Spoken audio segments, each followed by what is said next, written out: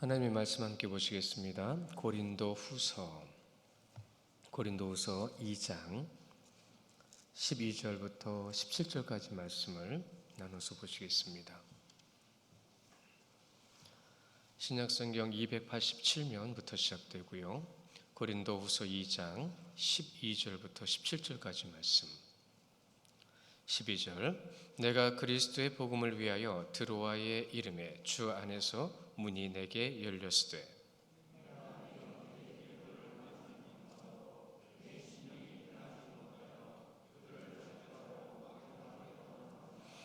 항상 우리를 그리스도 안에서 이기게 하시고 우리로 말미암아 각처에서 그리스도를 아는 냄새를 나타내시는 하나님께 감사하노라.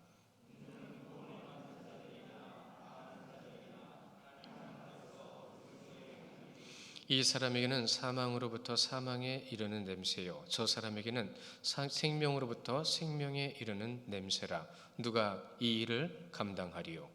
우리는 수많은 사람들처럼 하나님의 말씀을 혼잡하게 하지 아니하고 곧 순전함으로 하나님께 받은 것 같이 하나님 앞에 서와 그리스도 안에서 말하노라. 아멘. 우리는 지금 고린도 후서를 보고 있습니다. 고린도 후서가 참 말씀이 어려워요. 왜냐하면 그 어려운 심정을 전하다 보니까 성도를 향한 마음, 교회를 향한 마음을 주님의 마음을 품고 전하려고 하니까 마음이 어려운 거예요. 어찌 하나님의 마음과 같은 마음을 가질 수 있겠습니까? 그런데 그것을 느끼면서 깨달아가면서 지금 이 말씀이 기록됐고 지금도 전해지고 있는 겁니다. 여러분이 정말로 죄송합니다. 여러분들이 정말로 그리스도인이고 여러분이 정말로 하나님을 믿는 자의 모습이라고 한다면 그 마음을 아니요 주님의 마음을 느낄 수 있으셔야 됩니다. 주님의 마음을 느낄 수 있다고 한다면 여러분 인간적인 생각과 판단의 기준들은 다 내려놓게 될 거예요. 목회자든 성도든 하나님 앞에서의 자세는 다 같아야 돼요. 그런데 목회자가 먼저 연구하고 기도하고 하나님의 마음이 이런 겁니다라고 전할 때에 사실 부담감은 크죠.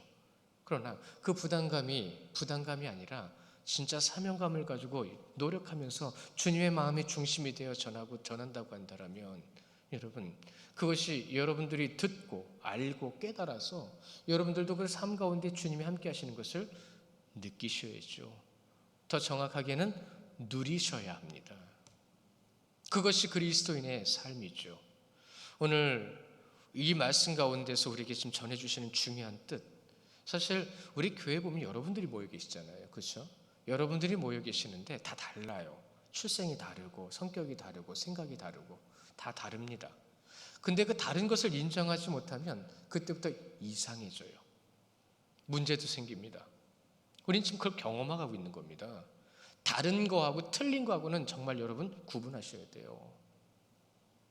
다른 거다라고 한다는 것은 여러분 지금 외모가 다르고 외모주의가 아니라 생긴 것이 다르다는 뜻이에요. 주님이 창조하신 모양이 다르다는 뜻이에요. 그것은 하나님께서 우리에게 주신 다양성입니다. 그 다양성을 통해서 우리에게 하나님께서 주신 놀라운 지혜는 무엇이냐면 변화와 성장을 이룰 수 있게 해주시는 거예요. 나보다 남을 낫게 여기다라는 말씀이 있죠. 여러분 나보다 남을 낫게 여기는 것은 그 사람에게 좋은 점을 찾으라는 뜻도 있습니다. 그래서 그 사람의 좋은 점을 칭찬해 주고요. 그가 힘을 얻으며 주님 안에 주님의 뜻을 따라서 설 수 있도록 여러분 함께 모두가 힘이 되어주라는 뜻이에요. 그 말인즉슨 시각을 바꾸면 우리는 다 연약한 존재라는 겁니다. 우리에게 유능하고 있는 재능도 있겠지만 반면에 그러지 못한 부분이 많다는 거예요. 흔히들 사람들은 한 가지 유능한 걸 가지고 자랑하죠. 근데 여러분 지나치게 자랑하는 사람들 보면 그 뒷면에 자랑하지 못할 것들이 더 많다는 것을 여러분 알아가게 돼요. 그걸 뭐하러 티를 냅니까? 그러니 우리에게 주신 것이 무엇인지 찾아갈 수 있고 깨달을 수 있도록 주님께서 놀라운 하나님의 지혜를 우리에게 지금 주고 계시는 거예요. 그 주시는 지혜 가운데 여러분이 이 자리에 모여 있는 것은 바로 그리스도의 몸입니다. 그것이 교회입니다. 그것이 교회임에도 불구하고 우리가 거기서 계속 좀 어려운 모습과 삐뚤어진 모습과 다투는 모습이 있다고 한다면 여러분, 우리는 아직 어린 거예요. 보세요. 인간은요, 그러한 인간의 이성에 빠져 있습니다. 원래는 하나님께서 옳고 그름에 대한 분명한 판단을 주시기 위해 이성과 양심을 주셨거든요. 근데 그것을 갖다가 하나님의 것이 아닌 인간의 것으로 인해서 인간 앞에 생각하고 인간 앞에 그 다양성을 인정하지 않으니까 무슨 일이 벌어지는 거예요? 자신들이 원하는 것만 주장하는 겁니다. 자신들이 하고 싶은 말만 하는 겁니다. 그런 것으로 인해서 여러분, 안타까운 건 하나님과 인간의 단절된 모습을 증명해 보이는 것밖에 안 돼요. 왜죠? 하나님의 생각이 아니잖아요. 하나님의 생각은 여러분 싸우지 않습니다. 하나님의 사랑은 절대로 다투지 않습니다. 이 어려운 것을 사도 바울은 그 몸으로 마음으로 지금 전하고 있는 거예요. 그 어려운 걸 깨달은 거예요. 어떻게 깨달았냐고요? 오늘 말씀 가운데 나오겠죠. 이러한 인간적인 잘못된 사고방식들 또한 이 일그러져 있는 잘못된 구조적인 문제들이 우리 가운데 머릿속에 삶 가운데 지금 너무나도 많이 자리 잡고 있어요. 분명히 인식할 수 있어야 됩니다. 무엇을요? 영적인 시각. 주님이 바라보시는 그 눈으로 바라보는 눈이 되어야 된다는 거죠. 왜 교회는 이렇게 불편하죠? 왜 교회는 이렇게 어려운 일들이 있죠? 다 느끼실 거예요. 너무나도 많이 느껴왔고 느끼고 계실 거예요. 근본적으로 이유를 알아야죠. 왜 그러는 겁니까? 무엇 때문에 우리는 그렇게 불편하고 힘든 교회에서 지금 이렇게 예배 생활하면서 힘든 모습들을 자꾸 고백하며 나누고 있는 걸까요? 예수님께서 그걸 원하시는 게 아니잖아요. 예수님께서 지으신 교회인데, 세우신 교회인데 그건 잘못된 거잖아요. 입으로는 평강의 하나님이라고 말을 하지만, 그렇죠? 입으로는 평강의 하나님이라고 고백을 하지만 왜 하나님을 믿는 이들이 평강이 없는지에 대해서는 왜 궁금하지 않죠? 불편한 것만 얘기하지 왜 불편하냐고 물어보지를 않아요. 여러분, 이거는 여러분들도 잘못하시는 거예요. 성도들과 함께 모여서 나누는 대화가 교회 안에서 진짜 복음적으로 나눠지는 대화라고 한다면 우리 가운데 있는 잘못된 것과 잘못된 것들에 대한 이야기의 나눔은 분명히 있어야 됩니다. 그걸 이야기하지 않는다는 것은 그냥 불편한 것만 생각하지 근본적인 해결 방법에 대해서는 접근을 하지 않겠다는 의도도 있는 거예요. 아니요, 정확하게는 그렇게 하지 못하고 있는 거예요. 해야 되는 줄 모르는 거예요. 왜 그것이 궁금하지 않을까요? 지난주에 보신 말씀 가운데 11절에 보시면 그 답이 있습니다. 바로 사단의 계략입니다. 그것도 모르고요. 깨닫지도 못하게 하고요. 대화도 못 나누게 합니다. 이미 당파는 나눠져 있잖아요. 그러니까 이 당파를 뛰어넘을 수 있는 지혜가, 복음의 능력이 우리 가운데는 부족한 거예요. 알고는 있거든요. 사단은 지금도 우리 눈을 가리고요, 귀를 가리고요, 입만 열게 합니다. 그것이 바로 고린도교의 모습이었는데, 여러분 잘 아시는 말씀 있죠? 야고보서 1장 19절 말씀 우리 같이 보실 건데요. 이 말씀도 깊이 마음속에 담아 복음적으로 여러분 세워주시길 원해요. 시작. 네, 사랑하는 형제들아, 너희가 알지니 사람마다 듣기는 속히 하고 말하기는 더디하며 성내기도 더디하라. 잘 아시는 말씀입니다. 잠깐 띄워놓으세요. 자, 여러분, 근데 우리는 어디에 집중하고 있죠? 듣기는 속히 하고 말하기는 더디하며 성내기도 더디하라는 말에 많이 집중하고 있죠. 근데 여러분 잊지 마십시오. 그것을 알라라고 하는 부분이 더 중요한 겁니다. 그게 무엇을 뜻하는 건지 아세요? 우리가 안 하고 있고 못하고 있고 모르고 있다는 뜻이에요. 그러면서 우리에게 하시는 말씀입니다. 듣기는 속히 하고 말하기는 더디하며 성내기도 더디하라. 우리가 하나님 앞에 이렇게 창조된 모습으로 서 있잖아요. 그렇죠? 그래서 귀는 두 개고 입은 하나인가 봅니다. 입이 두 개라서 말을 두 번씩 하면 큰일 날 거예요. 그렇죠? 아주 싸움은 더 커지겠죠. 고린도전서, 우리가 먼저 봤던 고린도전서 강의를 작년에 우리가 올해 계속 봐왔는데, 이 고린도전서에서 보여주는 모습을 잘 보십시오. 말하는 사람만 많아요. 누구 파다 누구 파다, 우리 파야 니네 파야, 말하는 사람은 많아요. 근데 듣는 사람이 없어요. 듣는 사람이 없으니까 무슨 일이 벌어집니까? 당연히 싸우는 거예요. 입을 여는 사람이 많으면 시끄럽죠. 아니요, 필요한 말은 하셔야 돼요. 근데 입을 여는 사람만 있으면 여러분 진짜 싸우는 사람만 있어요. 들어주는 사람은 누구죠? 교회의 본분을 다하는 사람은 누구냐는 겁니다. 오늘 그 말씀 가운데 성내지 말라라고 했잖아요. 이 야고보서 말씀입니다. 아까 자막으로 보신 말씀, 성내지 말라라는 말로 끝냈어요. 성내기를 더디하라. 이 성내다라는 말이 원문의 뜻으로 무슨 말이냐면요, 타고난 인간의 성질이라는 뜻이래요. 그러니까 타고난 인간의 성질을 드러내기를 더디하라는 겁니다. 누구나 자기 말 잘 안 들어주면 기분 나빠요. 그렇죠? 내 말 다 들어줬으면 좋겠어요. 근데 내 말 안 듣고 자기들끼리만 말하잖아요. 얼마나 기분 나빠요. 거기서 생기는 오해, 거기서 생기는 다툼, 교회도 굉장히 많습니다.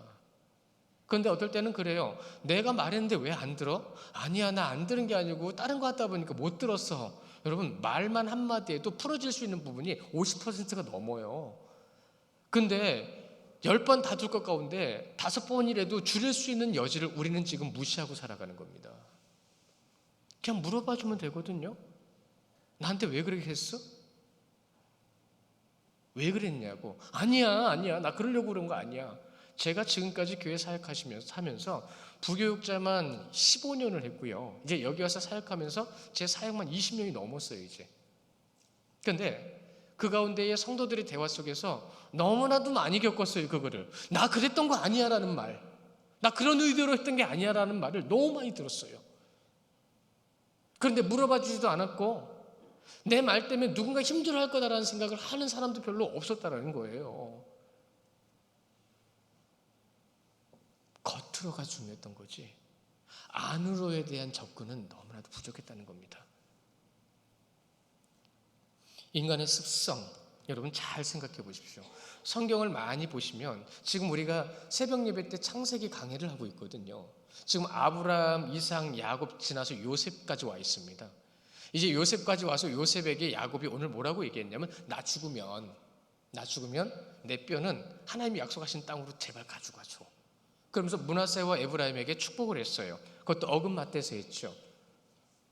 요셉이 뭐라고 그랬습니까? 아버지 그리 마옵소서. 아들아, 나도 안다. 나도 안다라는 말이 무슨 말인지 아십니까? 영적인 눈이 띄어졌다는 얘기입니다. 왜요? 그 말을 할 때에 야곱은 눈이 흐려서 앞에 누가 있는지를 모르는 상태였거든요. 나도 안다. 주님의 뜻을 안다. 오늘 사도 바울이 그 고백을 하고 있는 겁니다.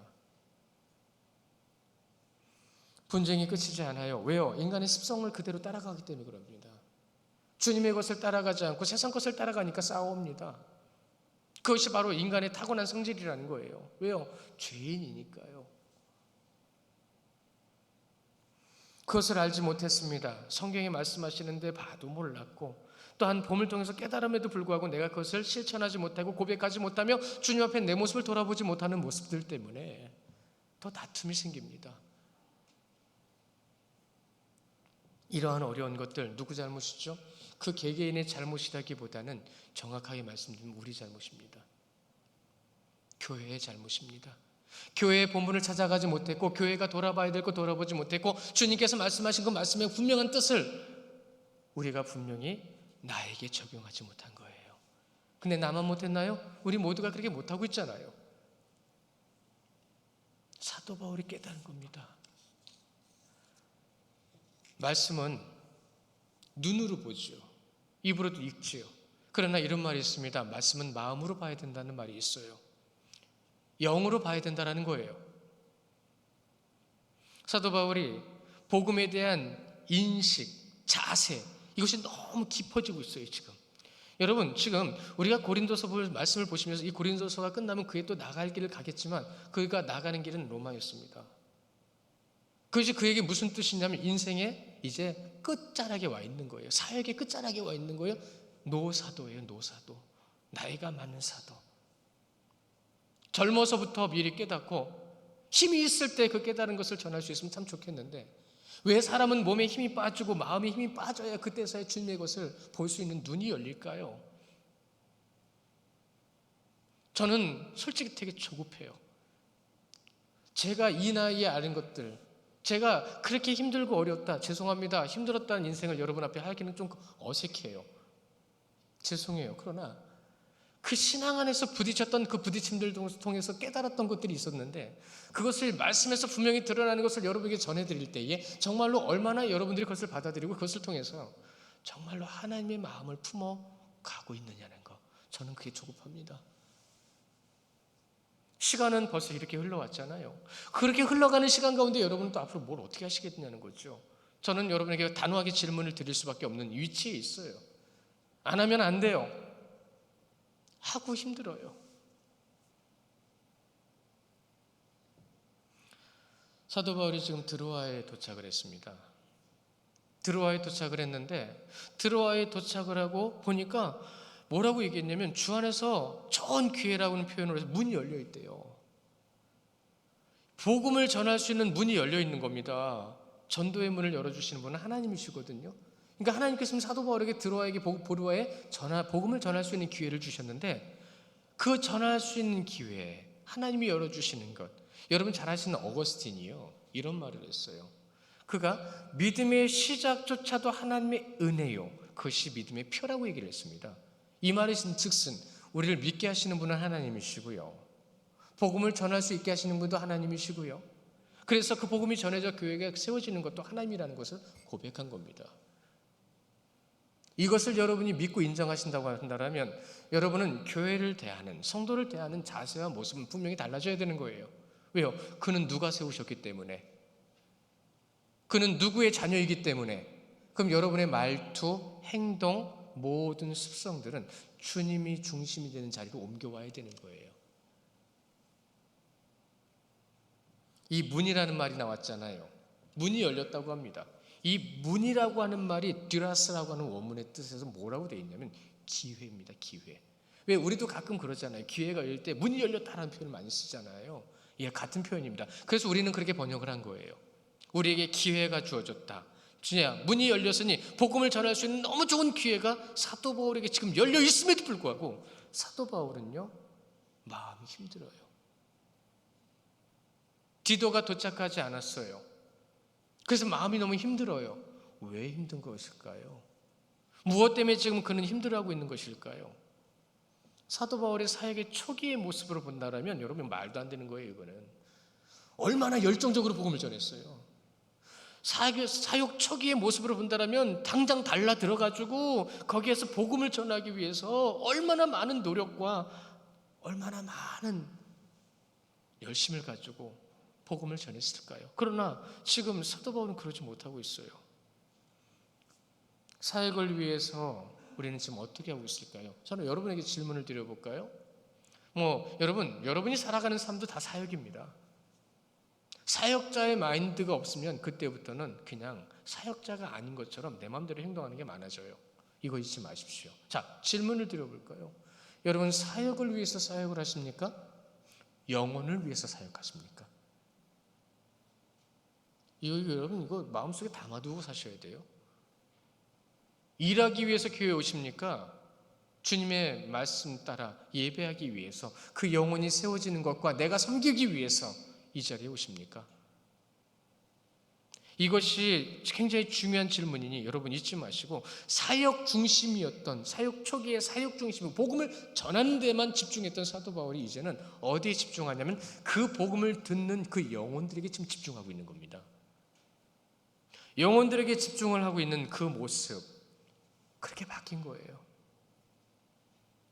13절에 보시면 내가 내 형제 디도를 만나지 못함으로 내 심령이 편하지 못하였다. 드로아를 떠난 이유가 바로 그거였던 거예요. 아니 복음이 전할 수 있는 좋은 기회임에도 불구하고 그냥 떠나버렸어요. 왜? 마음이 어려웠어요. 이 어려운 마음 가지고 복음을 전한다는 것이 그에게는 용납되지 않은 거예요. 성도를 바라보고 교회에 예배하는 모습 가운데에 세상적인 것과 인간적인 것 때문에 마음이 불편한데 하나님 앞에 예배가 되겠습니까? 그러니 우리는 예배 전에 제가 다시 한번 부탁을 드리지만 여러분 예배 전에 미리 오십시오.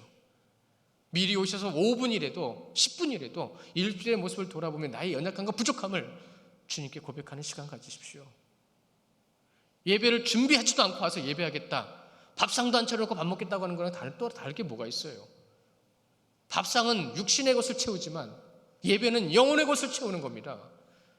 여러분이 하나님을 대하는 모습이 거기서 나타나는 거예요. 여러 가지 상황과 사정을 무시하는 건 아닙니다. 그래서 그렇게 하지 말라는 게 아니에요. 그러나 우리의 모습과 마음의 중심이 어디 있어야 되는지, 우리가 정말로 하나님을 예배하고자 하는 예배자의 모습으로서 아버지 앞에 어떻게 서 있는지에 대해서 우리는 분명히 생각해야 합니다. 분명히 바로잡아야 됩니다. 내가 믿는 하나님이라고 말은 많이 합니다. 하나님을 믿는다고는 합니다. 근데 하나님을 믿는 믿음의 모습이 지금 어떠냐는 거예요.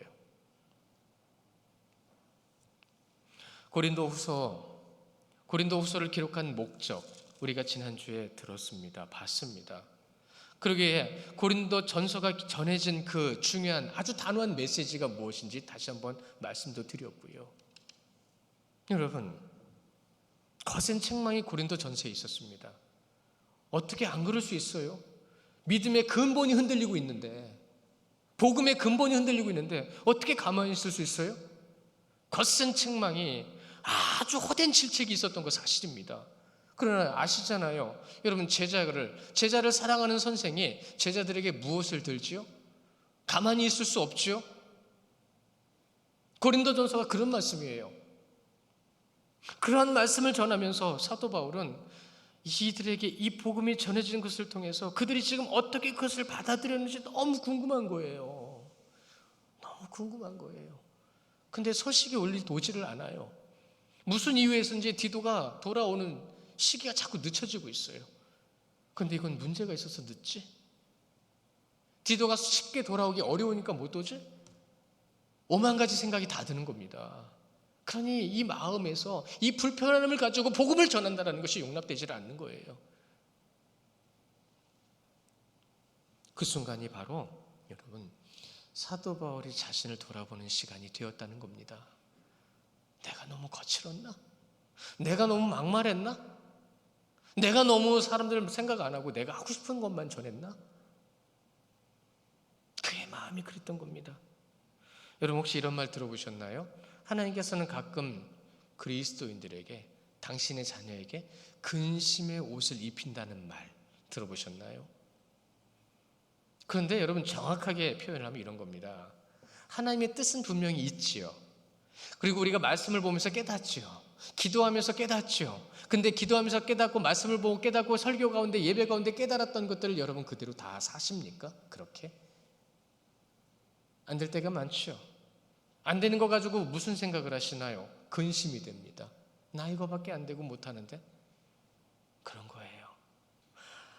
순종하지 못해서 그것을 그대로 받아들이지 못해서 내 믿음이 부족해서 생기는 그 마음의 모습, 그게 근심입니다.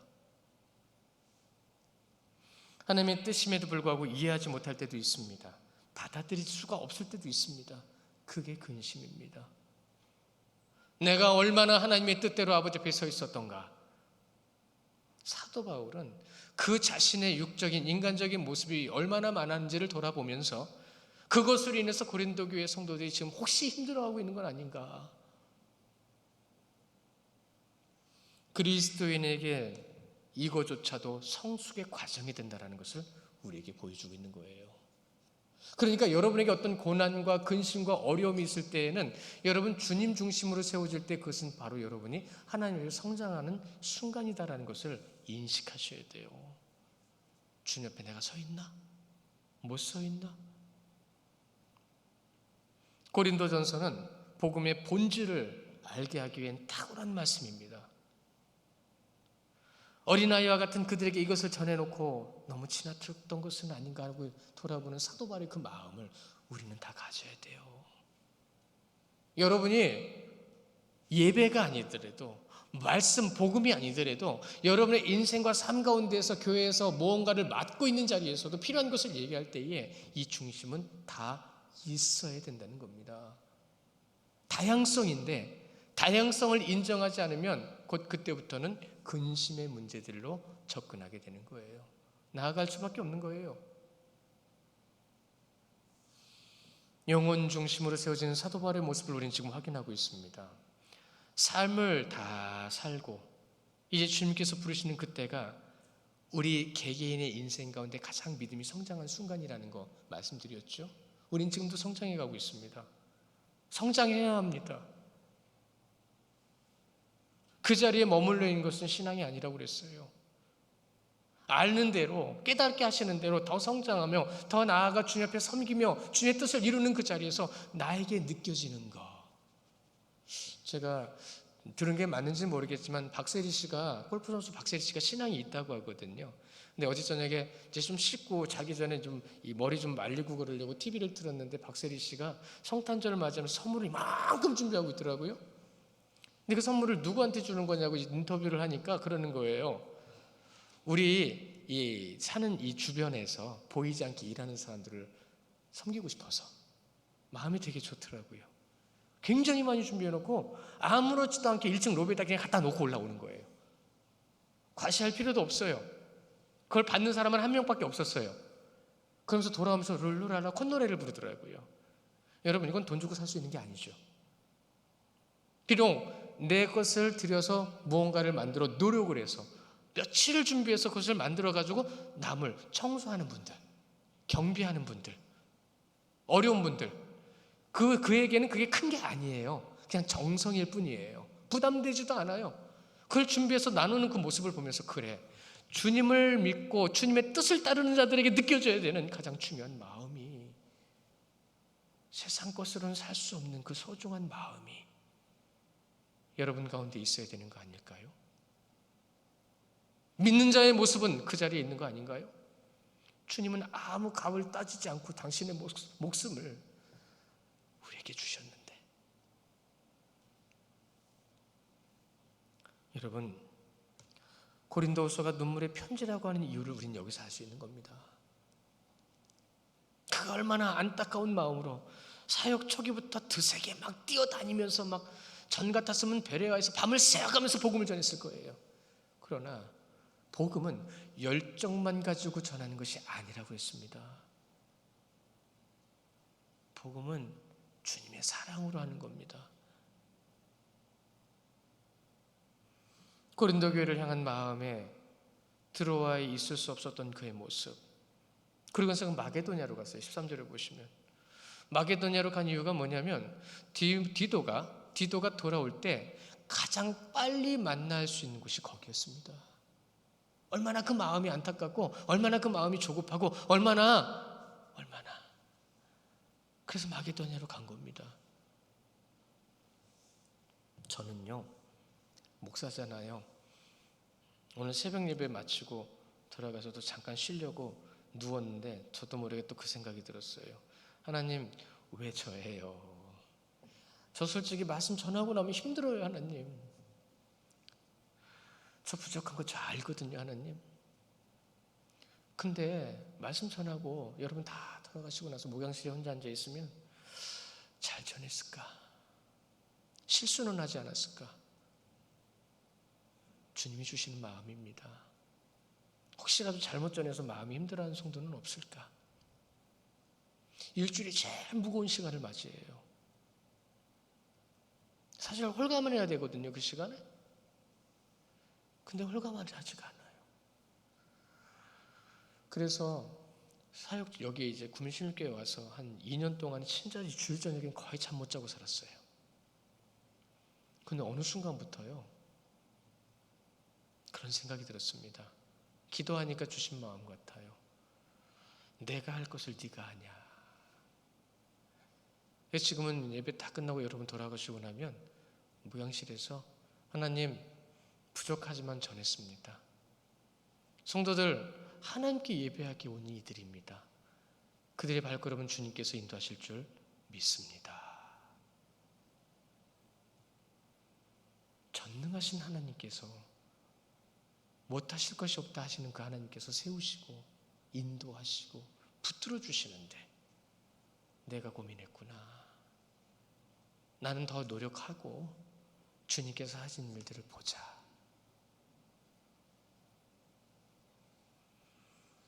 우리는 이 인간적인 생각을 버리지 못할 때가 너무 많아요. 하나님이 능력이 없는 분도 아닌데, 하나님은 얼마든지 사람을 세우실 수 있는데,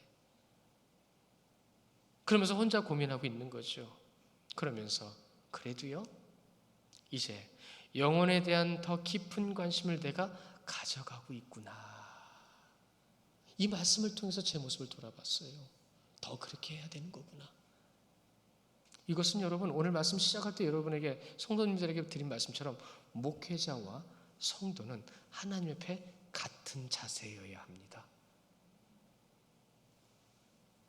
같은 모습과 같은 섬김이어야 합니다. 저도 사람입니다. 인간적인 생각을 벗어버리지 못하는 솔직한 마음 계속 이어지겠죠? 계속 혼자 앉아서 우물 팝니다. 우물 파느라고 힘들어요. 그렇게 팔 필요 없는데. 만리장성을 쌓습니다. 그 다음날 아침에 눈 뜨면 아무것도 아닌데. 더 깊이 기도하고 더 깊이 말씀 가운데 나아가야 되겠다라는 결심을 하게 돼요. 우리 14절에 보시면 이런 인간의 내면의 모습, 영적인 모습을 중요하다라고 우리에게 말씀해 주실 때 이렇게 말씀하십니다. 항상 우리를 그리스도 안에서 이기게 하시고 참 좋은 말씀이죠. 여러분 잘 아시는 말씀 중에 빌립보서 4장 13절 말씀 아시죠? 우리는 암송도 했는데 혹시 모르니 자막으로도 같이 보시고 우리 빌립보서 4장 13절 말씀 같이 보실까요? 시작. 내게 능력 주신 자 안에서 내가 모든 것을 할 수 있느니라. 아멘. 이기는 것, 능력 주시는 것 주님께서 우리에게 하신 말씀이에요. 그런데 이것을 잘못 이해하고 잘못 받아들여서 교회가 지금 얼마나 큰 문제 가운데 휩싸여 있는지 아십니까? 이기게 하신다. 능력 주신다. 예수님을 믿으면 다 이겨야 되나요? 예수님을 믿으면 모든 능력이 나에게 임해야 되나요? 그 뜻이 아닙니다. 잘못 이해하는 바람에 교회에 잘못된 리더십이 세워졌어요.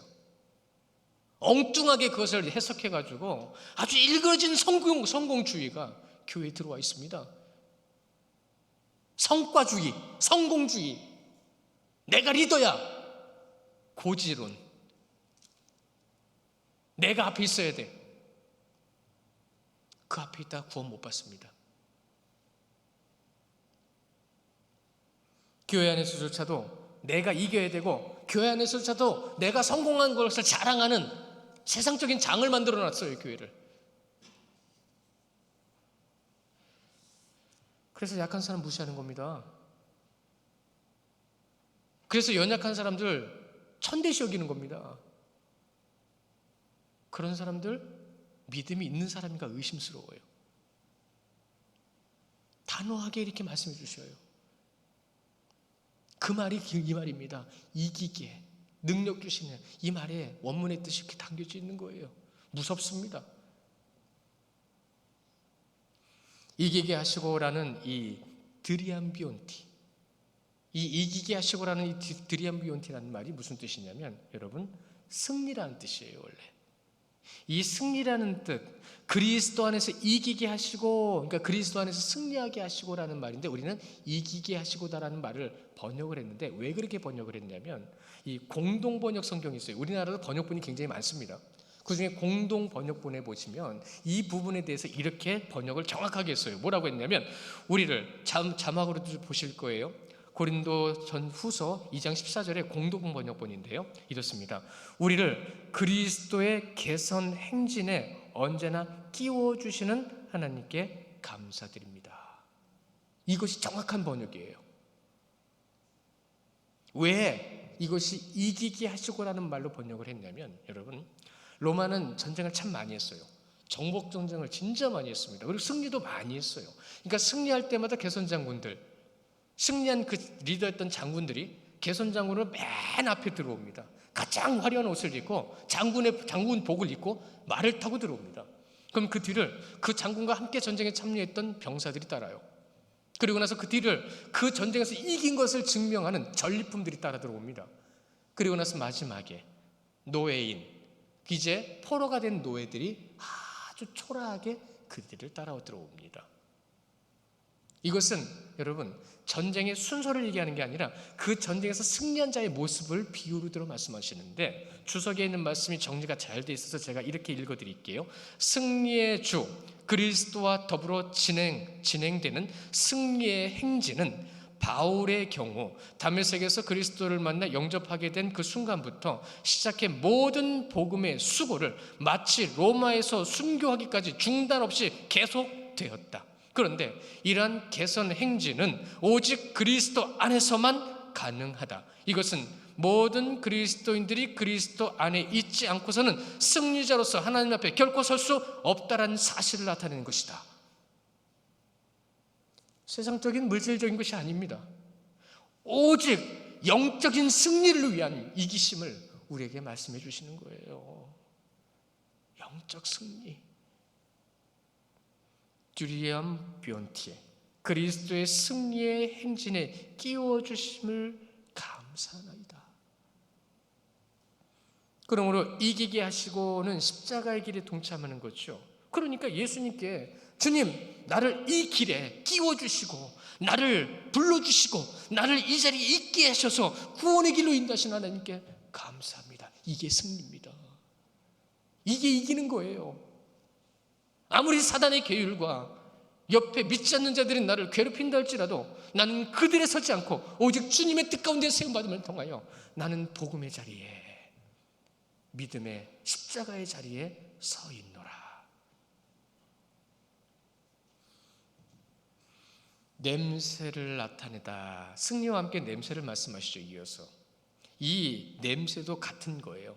개선 장군이 로마 성에 입성할 때 거의 이렇게 너무 심하지는 않지만 연기를 피웠답니다. 향을 피운 거예요. 이 향을 피워서 그가 승리의 장군이다라는 연출을 해주는 거예요. 여러분, 가끔 가다가 TV 쇼 보면 막 연기 피우잖아요. 막 멋스럽게, 막 뭔가 있는 것처럼. 개선 장군이 들어가는 그 자리에 그들은 그렇게 향을 피웠습니다. 그 향을 피우면서 이가 바로 승리한 자다. 주석에 또 이렇게 얘기를 합니다. 기록을 하셨어요. 바울은 그리스도를 전하는 자신을 이러한 향기에 빗대어 설명하고 있다. 말하자면 그리스도를 알므로써 영생을 얻게 되는 지식에 의한 선포이고, 자신을 가는 길마다, 자신이 내딛는 발걸음 그곳마다 그 향기가 나타나다. 그곳마다 번지게 하였다. 복음을 전하는 것이 얼마나 중요한 것인지 말하면 뭐합니까? 우린 너무 잘 알고 있어요. 전하는 자, 그렇다면 그 전하는 자의 모습이 얼마나 중요한지를 우리에게 말씀해 주시는 거예요.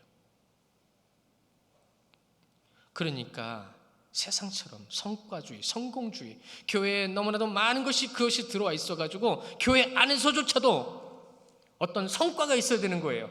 어떤 성공의 모습이 있어야 되는 거예요. 교회입니다.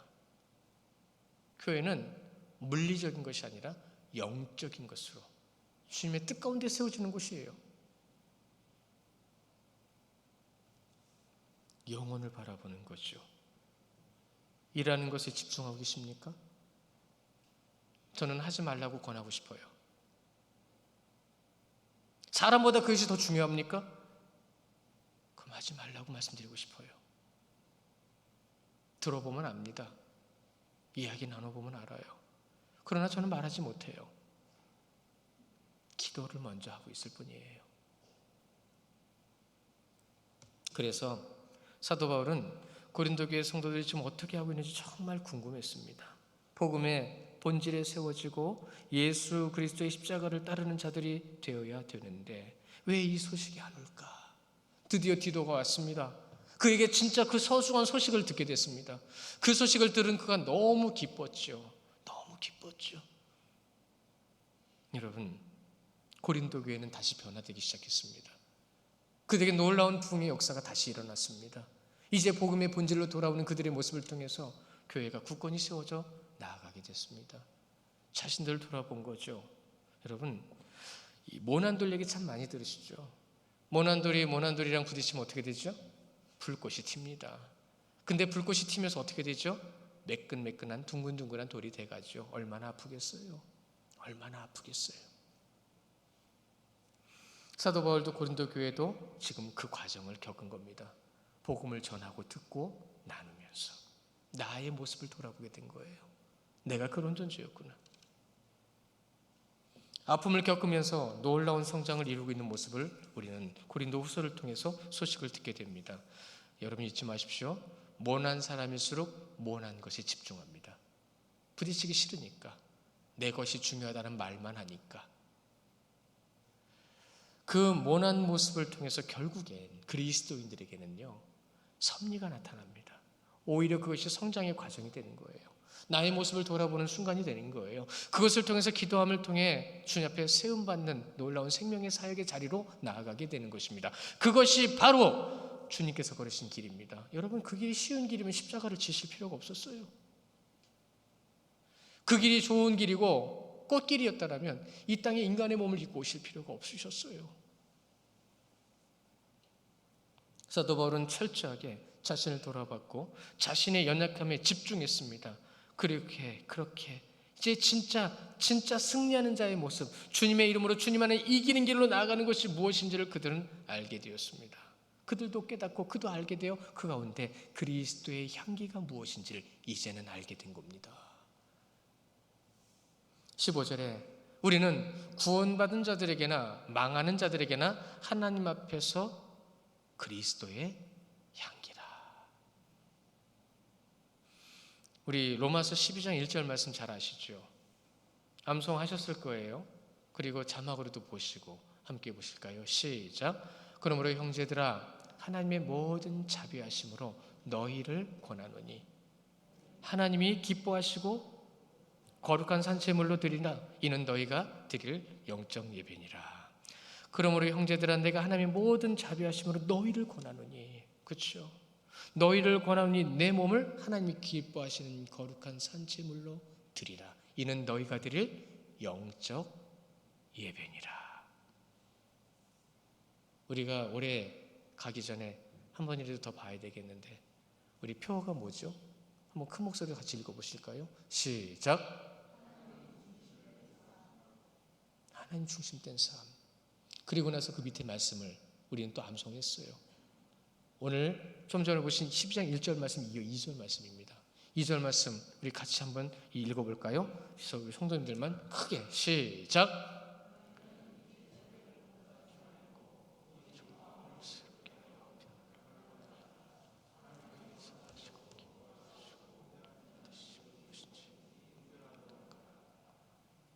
아멘. 하나님이 기뻐하시고 하나님이 선하시고 기뻐하시고 온전하신 뜻이 무엇인지 분별하라고 그랬습니다. 그 분별하는 삶이 그리스도의 향기입니다. 그리스도인은 주께서 원하시는 삶을 사는 자를 말합니다. 그리스도께서 기뻐하시는 삶. 신학자 중에서 맥페디언이라는 분이 그런 말씀하셨어요. 그리스도인이 있는 곳에는 예수 그리스도가 느껴져야 한다. 그래서 변화가 일어나고 그 변화는 예수를 따르는 이들이 일어나는 것을 보는 것이다. 그러면 우리에게 질문이 되는 거네요. 여러분 주위에는 여러분이 함께하는 성도들 가운데 예수님을 닮아가는 자들이 많아지고 있습니까? 우리에게 질문이 되는 거예요. 오늘 말씀은 우리에게 주시는 말씀이잖아요. 자, 16절 말씀 우리 같이 읽어보겠습니다. 16절 시작.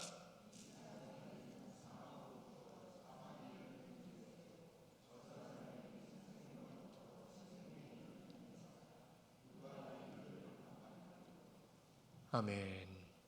사망으로부터 사망에 이르고 생명으로부터 생명에 이르는 것. 그런데 누가 이것을 감당하겠느냐? 우리에게 지금 물어보십니다. 누가 이 일을 감당하리요? 얼마나 많은 사망의 그림자들이 교회에 들어와 있는지 모릅니다. 얼마나 많은 사망의 그림자들로 인하여 우리 영적인 눈이 가려져 있는지 모릅니다. 고린도 교회, 고린도전서를 보시면 그 사망의 그림자의 요소들이 굉장히 많죠. 우리는 고린도전서를 통해서 확인했습니다. 그러면 또한 얼마나 많은 그리스도의 향기가 우리 가운데 있어서 보고 느끼고 나눔을 통해서 우리 교회 가운데 예수 그리스도의 십자가의 사랑, 그 섬김과 헌신이 얼마나 나타나고 있느냐는 것입니다. 신학자 맨슨이라는 분이 참 재미있는 비유를 하셨어요. 여러분 잘 아시는 벌꿀 있죠? 그분이 벌꿀을 통해서 이렇게 얘기를 하셨어요. 꿀벌은 주인을 위해서 꿀을 품는데 적을 위해서는 침을 품고 있다라고요. 사망의 그림자를 통해 사망을 전하는 자와 생명을 통해 생명을 전하는 자, 우리는 무엇을 품고 있을까요? 그래서 여러분 주위에 그리스도의 그 생명이 지금 세워지고 있습니까? 끝으로 17절에 아주 현실적인 말씀을 또 하세요. 우리는 수많은 사람들처럼 하나님의 말씀을 혼잡하게 아니하고 라고 되어 있습니다. 혼잡하게 하고 있어요.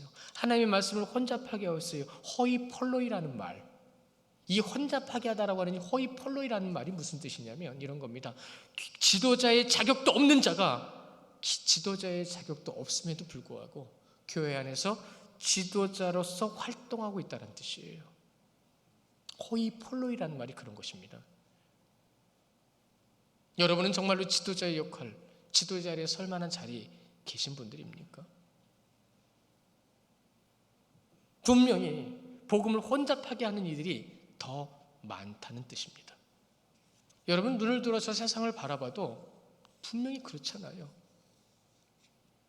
사랑하는 성도 여러분, 고린도를 향한 책망의 말씀, 복음의 본질이 온전히 세워져야 되는데 여러분 본질은 꾸밈이 없습니다. 본질을 꾸민다는 건 문제가 있다는 얘기예요. 과장하고 화려하게 만들고 뭔가 지금 문제가 있기 시작한 거예요. 그래서 사실과 진실은 있는 그대로 말하는 것이 답입니다. 바른 것을, 옳은 것은 꾸밈없이 우리는 전해야 합니다. 사도 바울은 지금 예수님의 마음이 어느 때보다도 꾸밈없이 지금 전해지고 있고 본인을 드러내고 있어요. 본인을 드러내고 있어요. 예수님께서 걸으신 길을 따르면서 끝없이 자신이 인간적인 모습을 발견하고 깨달아가면서 자신의 모습을 솔직히 고백하는 이 자리에 진정한 성도의 모습이 무엇인지를 지금 우리에게 가르쳐주고 있다는 겁니다. 예수님 앞에서 거짓 없이 사실적으로 자신을 드러내는 것, 이게 진짜 용기입니다. 이게 진짜 용기예요. 그리스도인의 향기는 이 용기가 나타나는 삶입니다. 이것이 성숙한 신앙, 그리스도의 향기라는 것입니다. 최후 승리를 얻는 그날까지, 최후 승리를 얻는 그날까지 우리는 예배할 것입니다. 그 예배함을 통해서 그리스도의 향기를 나타내며 그 삶을 나타내는 자들이 되는 것이죠. 우리 이렇게 찬양해 볼까요? 여러분 잘 아시는 찬양인데, 최후 승리를 얻기까지, 최후 승리를 얻기까지 주의 십자가 사랑하리, 빛난 멸류관 받기까지 험한 십자가 붙들겠네. 우리 찬송가 150장 같이 찬양하겠습니다. 우리가 최후 성리 얻는 그날까지 우리가 그 찬양을 하며 주님의 십자가를 붙들고 주님께로 나아가기를 원합니다. 우리 같이 찬양하겠습니다.